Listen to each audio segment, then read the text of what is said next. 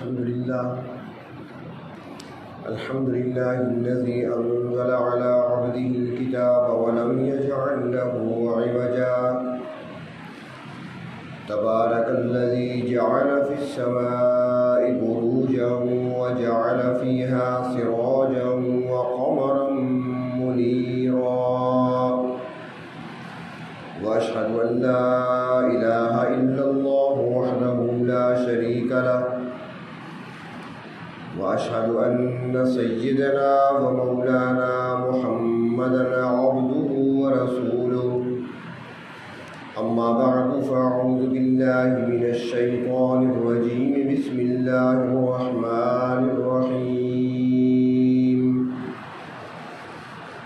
وعن أبي هريرة رضي الله تعالى عنه قال النبي صلى الله عليه وسلم كلمتان حبيبتان إلى الرحمن خفيفتان على اللسان ثقيلتان في الميزان سبحان الله وبحمده سبحان الله العظيم صدق رسوله النبي الكريم مولاي صل وسلم دائما أبدا على حبيبك خير الخلق كلهم.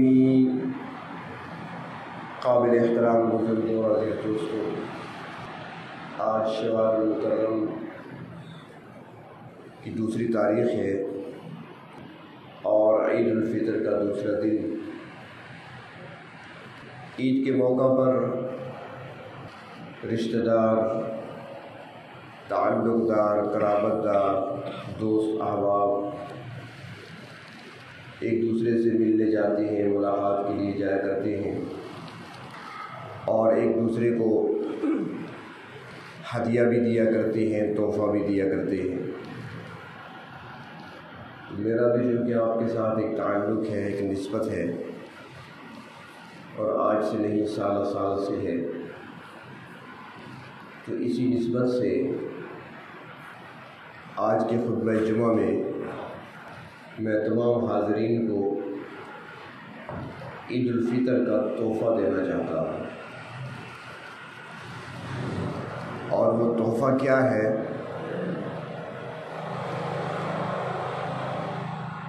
نئی بات نہیں اور نئی چیز ہے،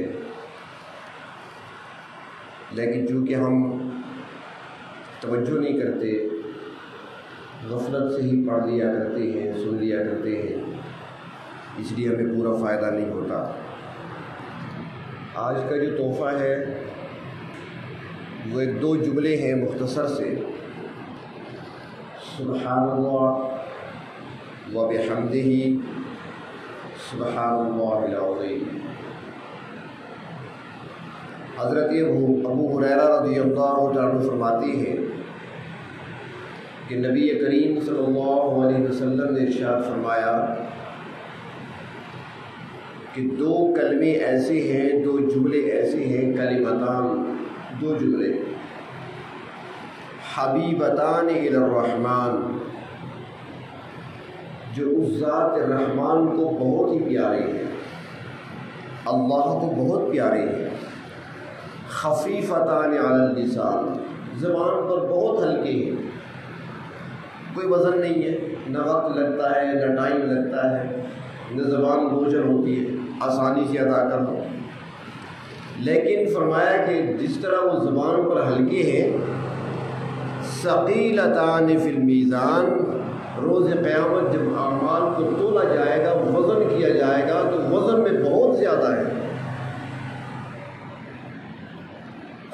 وزن میں بہت بھاری ہے، زبان پر بہت ہلکے. اور وہ جملے دو کیا فرمایا؟ سبحان اللہ و بحمدہ سبحان اللہ العظیم. سبحان کا معنی عام طور پہ کیا جاتا ہے پاک، اور حمد کہتے ہیں تعریف. سبحان پاک ہے وہ ذات. کس چیز سے پاک ہے؟ وہ ہر عیب سے پاک ہے، ہر برائی سے پاک ہے، ہر خرابی سے پاک ہے، ہر نقص سے پاک ہے اور ہر کمزوری سے پاک ہے۔ اس کے اندر اللہ تبارک و تعالیٰ کی پاکی کی ساری صفات آ گئی سبحان کے اندر۔ اور اگلا لفظ ہے وَبِحَمْدِهِ، حمد، اس میں جتنے بھی صفات کمال ہیں، کمالیہ صفات جتنی بھی ہیں، ساری صفات اسی کے اندر آ گئی۔ جو بھی کمال ہے، اگر کسی کو کوئی کمال دنیا میں حاصل ہے تو وہ کمال اس کا ذاتی نہیں ہے، اس کو عطا کیا ہوا ہے۔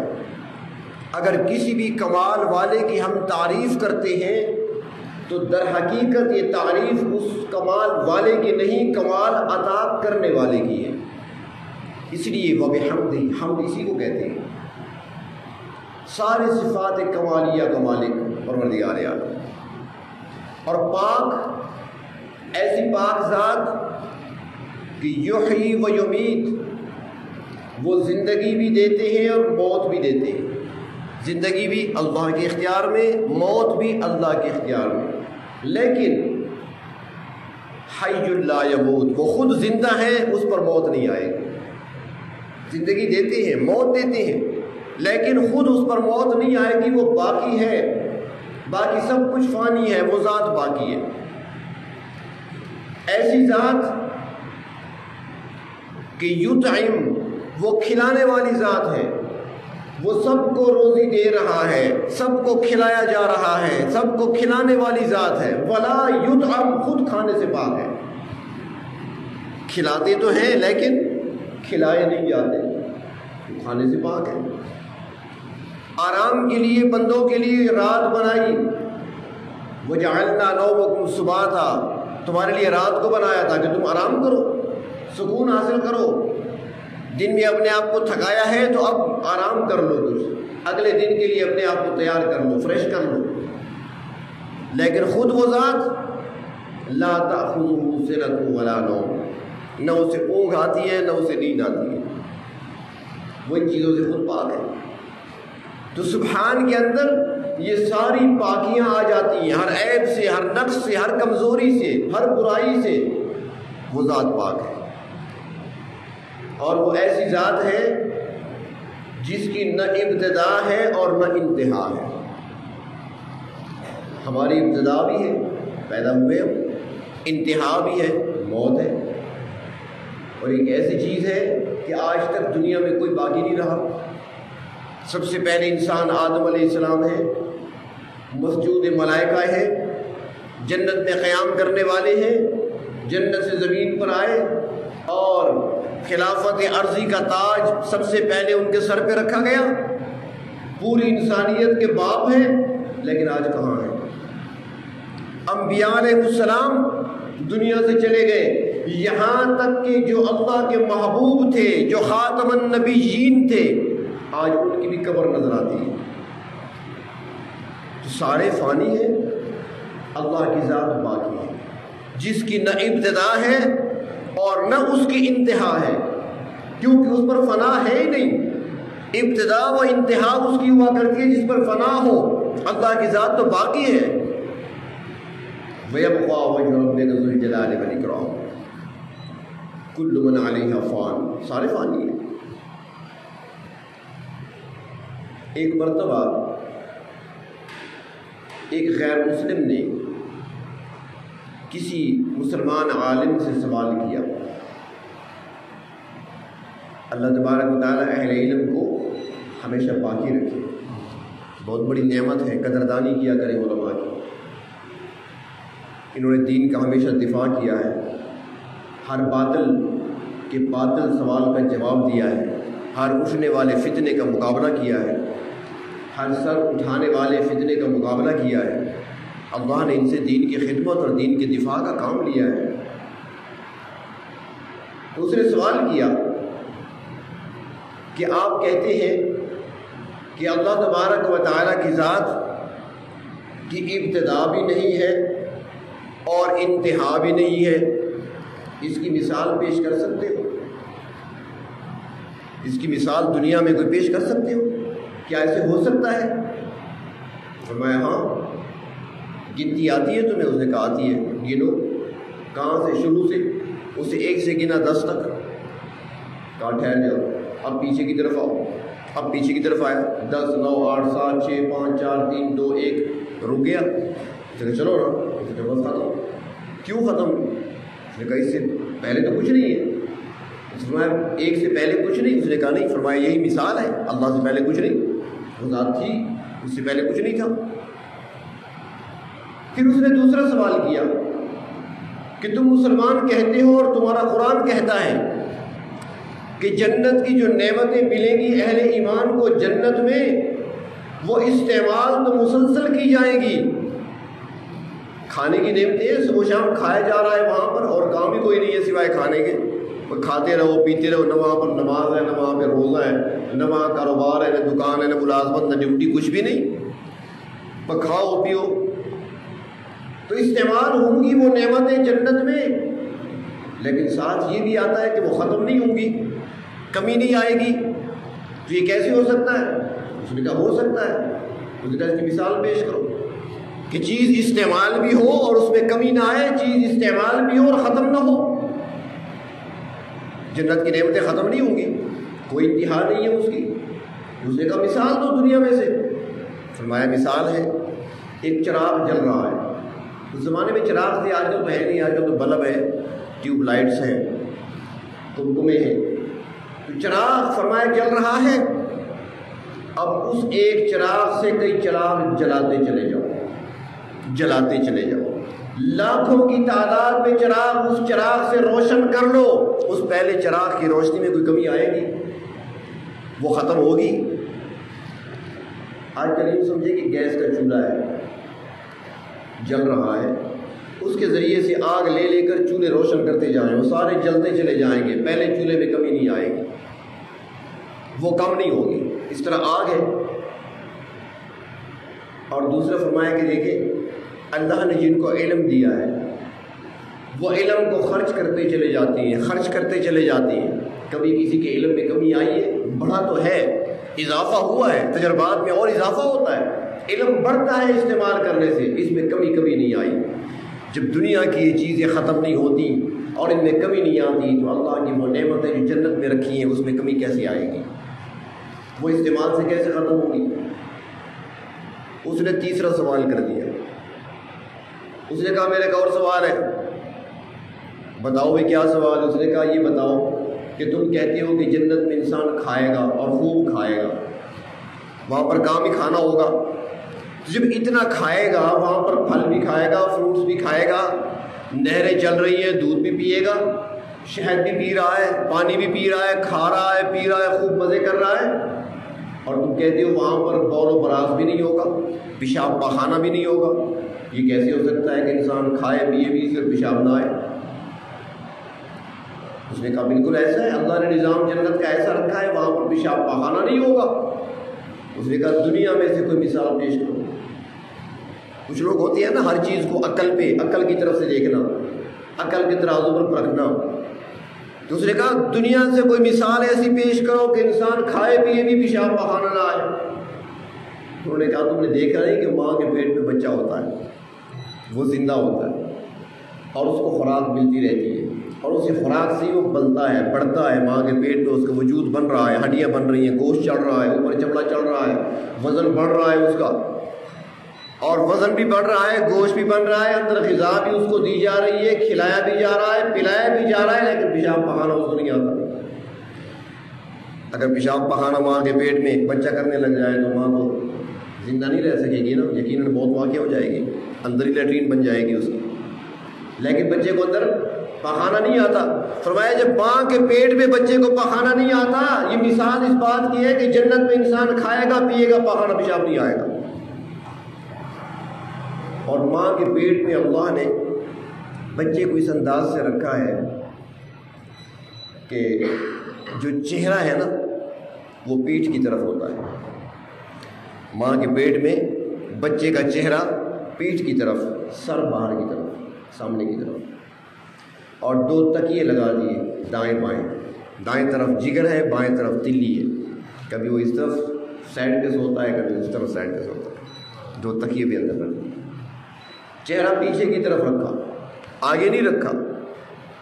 فرماتے ہیں اس میں بھی حکمت ہے، اللہ فرماتے ہیں کہ میں نے قسمیں کھا کر کہہ دیا ہے، قرآن حکیم میں قسمیں کھا کر میں نے کہا ہے، والتین والزیتون وطور سینین وہذا البلد الامین، 4 قسمیں کھا کر، لقد خلقنا الانسان فی احسن تقویم، کہ میں نے انسان کو اچھی صورت میں پیدا کیا، 4 قسمیں کھا کر میں نے کہا ہے کہ میں نے انسان کو اچھی صورت میں پیدا کیا۔ اب اگر تیرا چہرہ سامنے کی طرف ہوتا، آگے کی طرف ہوتا، ماں کو ٹھوکر لگتی، ماں کو چوٹ لگتی، بیٹا جمپوں میں ناک پہ دباؤ آتا، چہرے پہ نشان پڑ جاتا، چہرہ داغدار ہو جاتا، صورت بدل جاتی، اور فرمایا میں نے جو قسمیں کھا کر کہا ہے کہ میں تمہیں سب سے اچھی صورت میں پیدا کروں گا، میں نے چہرے کو تیری ماں کے پیٹ میں محفوظ رکھا ہے۔ یہاں پر ایک اور بات یاد آ رہی ہے، امام اعظم ابو حنیفہ رحمۃ اللہ علیہ کے شاگرد ہیں، سب سے بڑے شاگرد، صاحب علم، شخصیت، وقت کے چیف جسٹس حضرت قاضی ابو یوسف رحمۃ اللہ علیہ، بہت بڑا نام ہے، بہت بڑی شخصیت ہے، اللہ نے بڑا علم دیا، لیکن شاگرد ہے امام اعظم ابو حنیفہ رحمۃ اللہ علیہ۔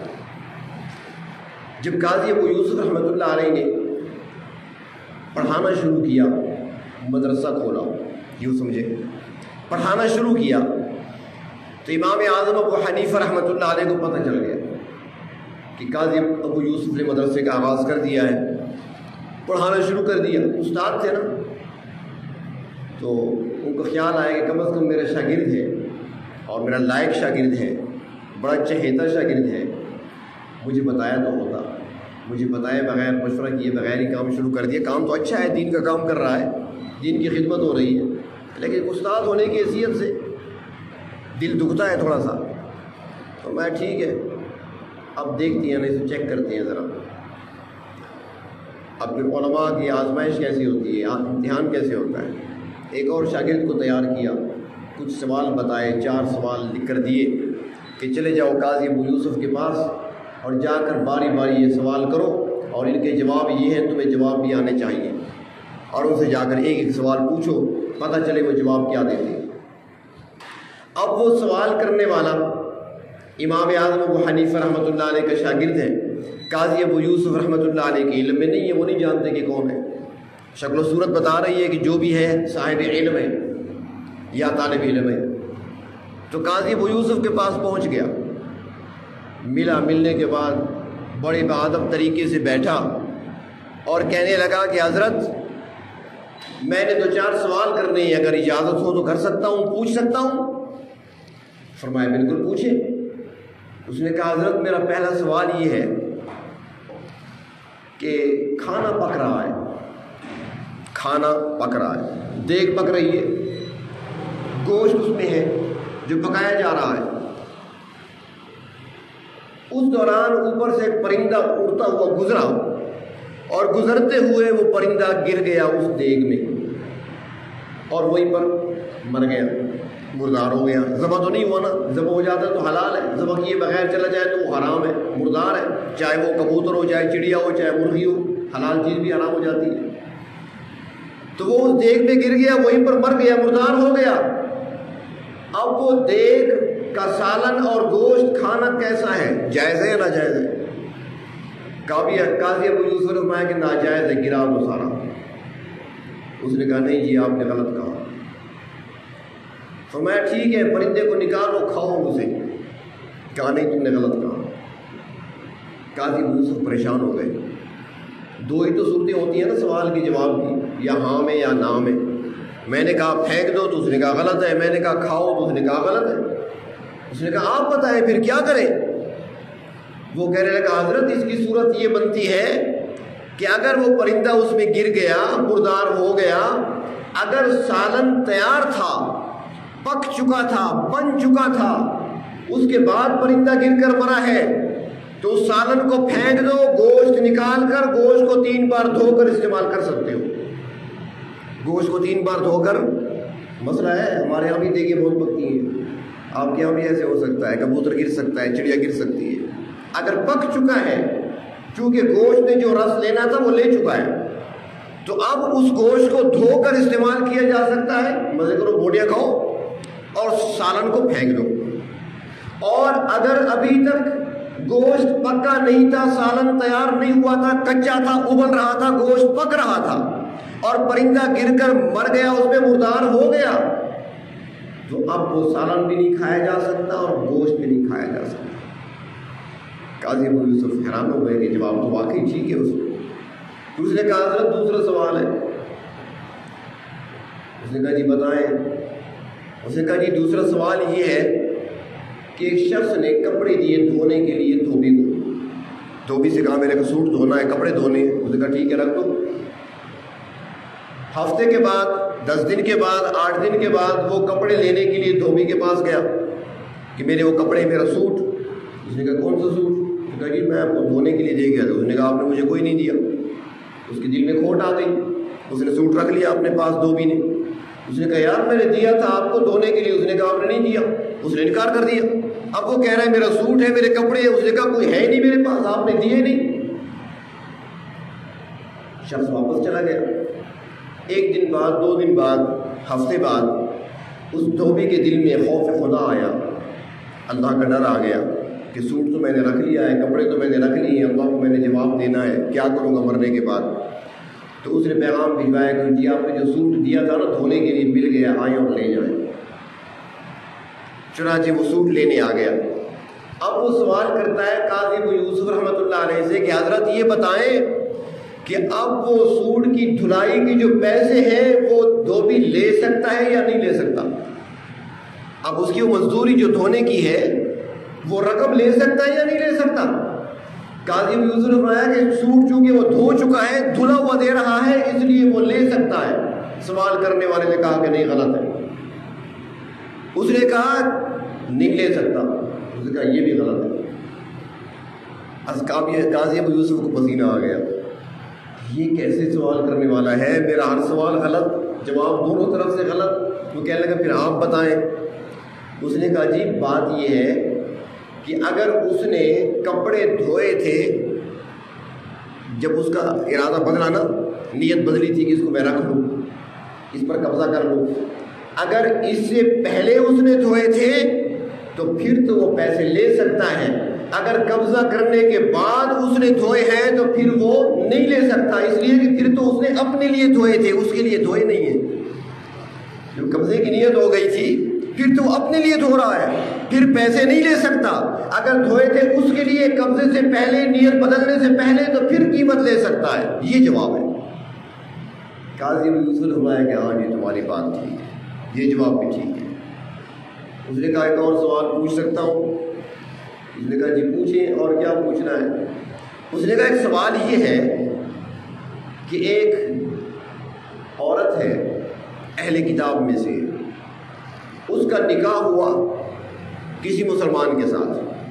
اہل کتاب سے نکاح جائز ہے، اہل کتاب سے نکاح کہہ دینا جائز ہے، لیکن تمہیں اجازت نہیں ہے۔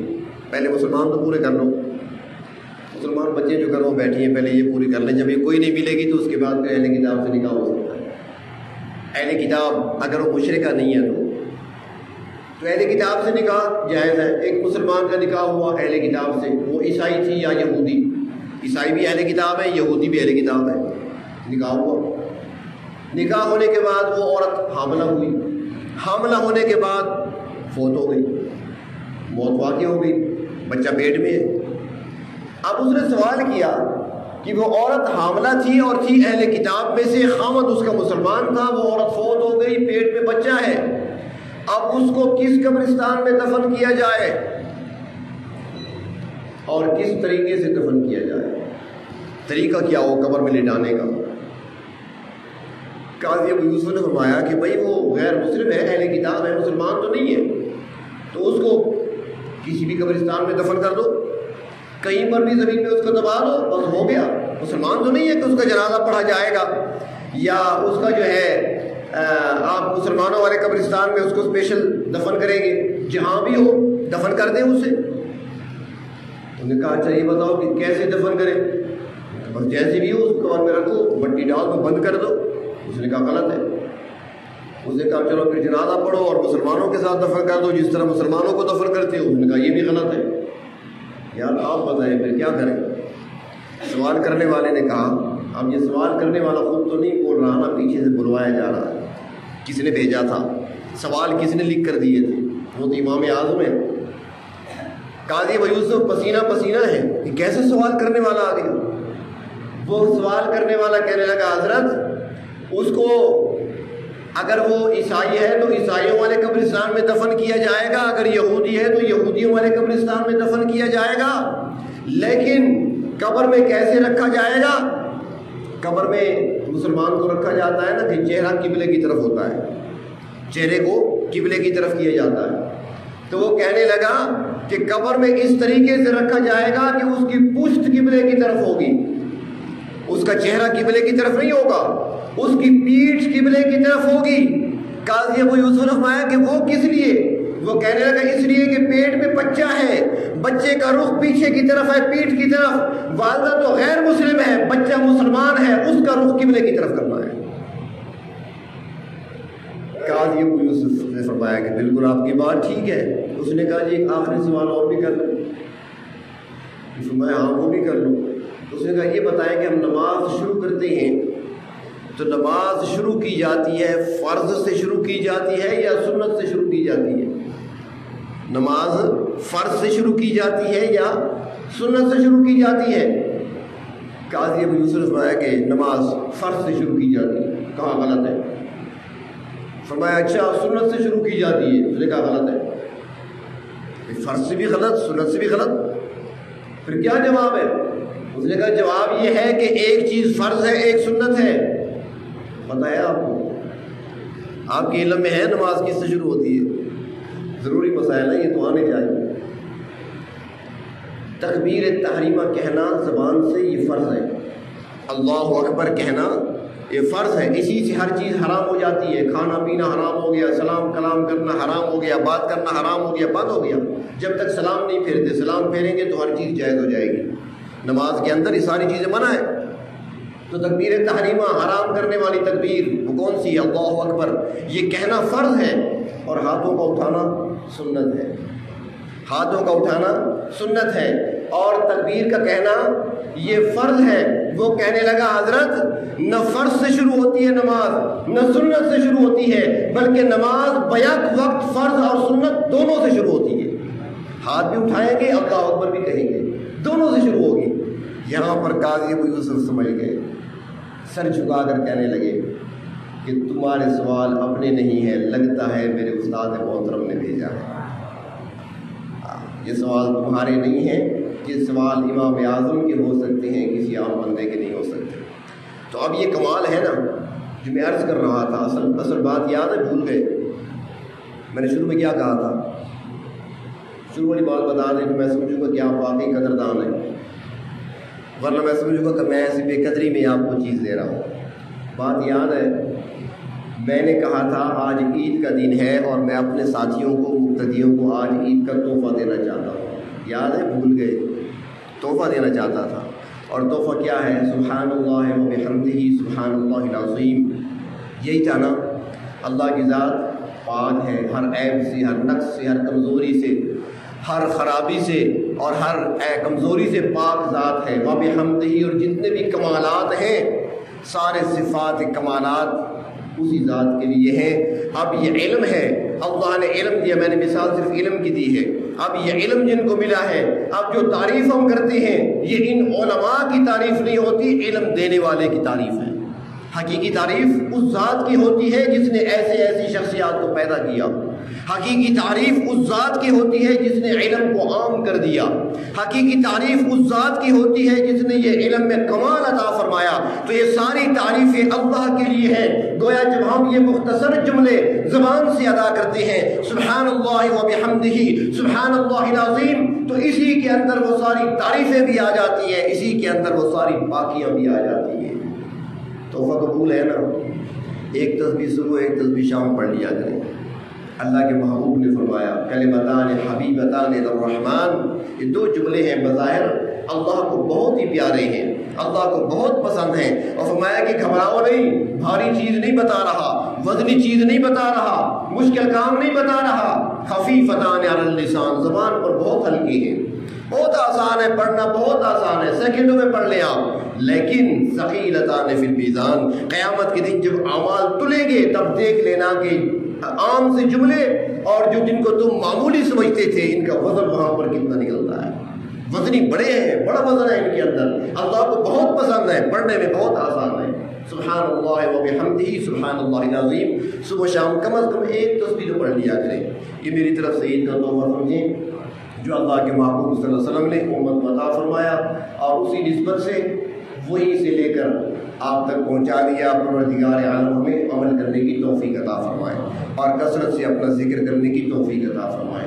آخر میں ایک بار پھر میں دہرا دیتا ہوں کہ تحفہ آپ کو کیا دیا آج، ذرا ایک بار پڑھ لیں، سارے ثواب دے لیے۔ سبحان اللہ و بحمدہ سبحان اللہ العظیم، یہ عید کا تحفہ ہے، سنبھال کر رکھنا ہے، صبح شام ایک ایک تسبیح پڑھ لیا کریں۔